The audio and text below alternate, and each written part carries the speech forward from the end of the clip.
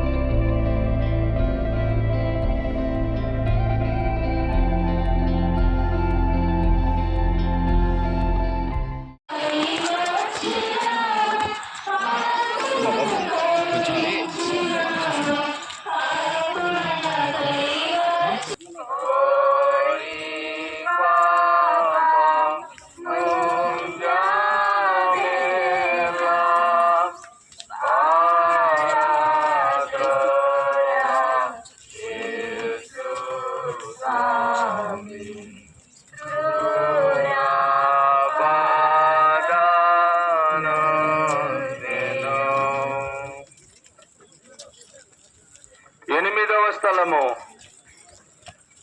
యేసు ప్రభు పుణ్య స్త్రీలకు ఊరట చెప్పుట. యేసుక్రీస్తు ఆమె ఆరాధించి మీతో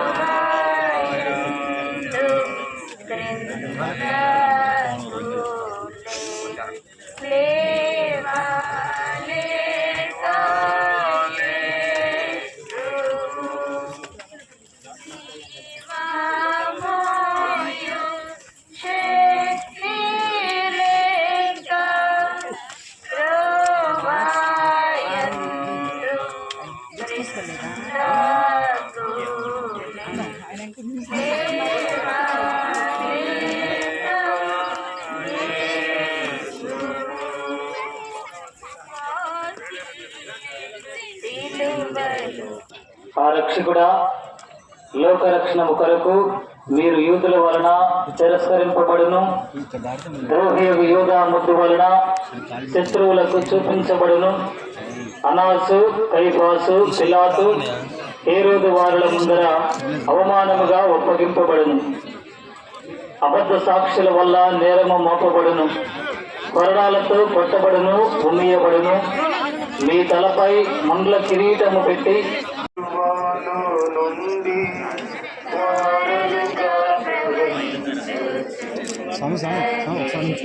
పట్టుకుంది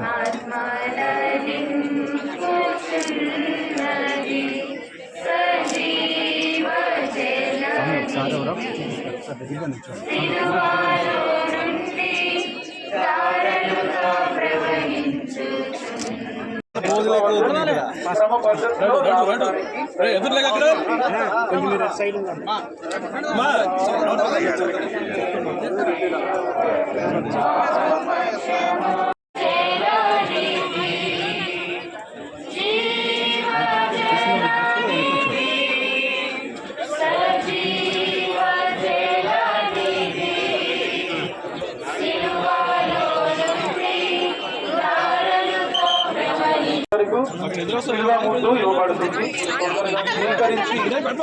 తొందరగా ముద్దును స్వీకరించి వెళ్ళవలసిందిగా మనం నోటితో ముద్దు పెట్టుకోవద్దు, చేతితో ముద్దు స్వీకరించి వెళ్ళండి.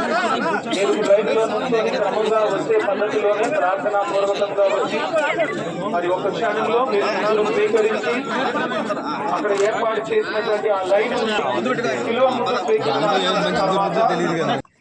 పవిత్ర శుక్రవారం రోజున యావత్ తిరుసభ క్రీస్తు భగవానుని యొక్క శ్రమలు, సిలువ పాత్రలు, మరణాన్ని ధ్యానం చేసుకుంటూ క్రీస్తు భగవానుడు సిలువ మీద చిందించినటువంటి రక్తము ద్వారా, చేసినటువంటి ప్రాణ త్యాగము ద్వారా మనందరికీ పాప విమోచన కలిగిందని, మనందరము రక్షణకు పాత్రులుగా మారామని, పరలోక రాజ్య ద్వారములు మనకు తెరవబడ్డాయి అనేటువంటి సత్యాన్ని మనందరం కూడా ఈరోజు ఈ ప్రత్యేకమైనటువంటి రోజున ప్రతి సంవత్సరం కూడా ధ్యానం చేసుకుంటాం. ఇదే అంశాన్ని కొంచెం అర్థవంతంగా మనందరం కూడా ఈ సమయంలో అర్థం చేసుకోవడానికి చిన్న ప్రయత్నం చేద్దాం.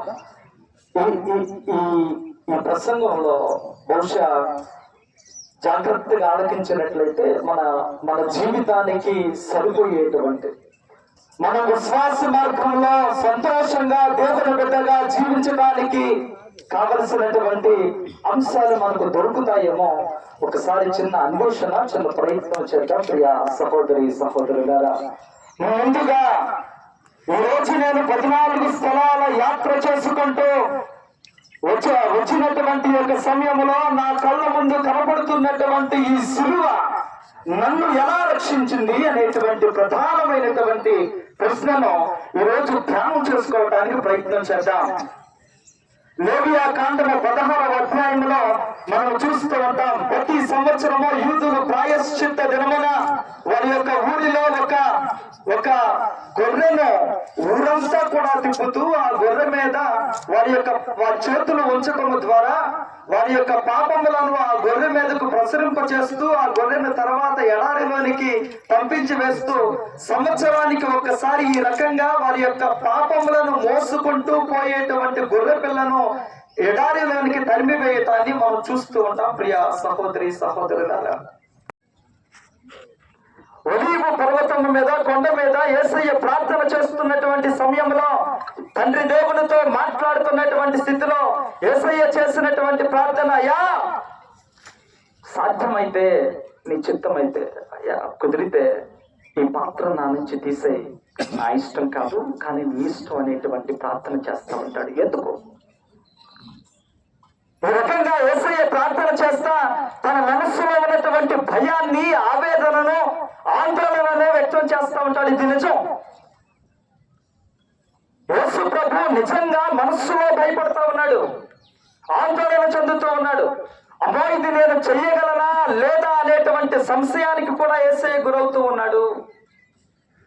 ఇది మనం ఎక్కడ చూస్తామంటే యేసు ప్రభు ఆ సిలువ మీద వేలాడుతున్నటువంటి సమయంలో ఆయన పలికినటువంటి మాట, నా దేవా నా దేవా నా నేల చేయి విడిచితివి, ఎలోయి ఎలోయి లమా సబక్తాని అనేటువంటి మాట పలుకుతూ దాని ద్వారా యేసయ్య ఈ ఈ ఈ ఈ సందర్భోచిత సందేశాన్ని, సత్యాన్ని తెలియజేస్తూ ఉంటాడు. ప్రియ సహోదరి సహోదరులారా, మన జీవితంలో ఏదైనా మంచి జరగాలి, మనం ఏదైనా గొప్పనైనటువంటి స్థాయికి వెళ్ళాలి అనేటువంటి ఆలోచన ఉంటే, నా బిడ్డ జ్ఞాపకం ఉంచుకో, 100% నువ్వు పాటించవలసినటువంటి సత్యం, మంచిగా గొప్పగా నీ జీవితం మారాలి అంటే కొన్ని అంశాల్లో త్యాగాలు తప్పవు. నేను ఏది త్యాగం చేయను అన్న ఆలోచనలో ఉంటే మన జీవితాలు ఎక్కడున్నాయి అక్కడే ఉంటాయి. ఈరోజు ఈ అంశం మనందరం కూడా నమ్ముదాం. ప్రియ సహోదరి సహోదరులారా, 3వ సత్యం, ఈ యొక్క మాట చెప్పిన ప్రసంగాన్ని ముగిస్తాం. 3వ సత్యం, యేసు ప్రభు పలికినటువంటి ఆఖరి మాట ఏంటంటే సమాప్తమైనది. సమాప్తమైనది అనేటువంటి మాట అంట గ్రీక్ భాషలో టెటెలస్టాయ్ అనేటువంటి మాట దాన్ని వాడుతూ ఉంటారు. ఆ గ్రీక్ భాషలో వాడినటువంటి ఆ మాటకు 3 అర్థాలు, 3 రకాలుగా దాన్ని వాడుతూ ఉంటారట.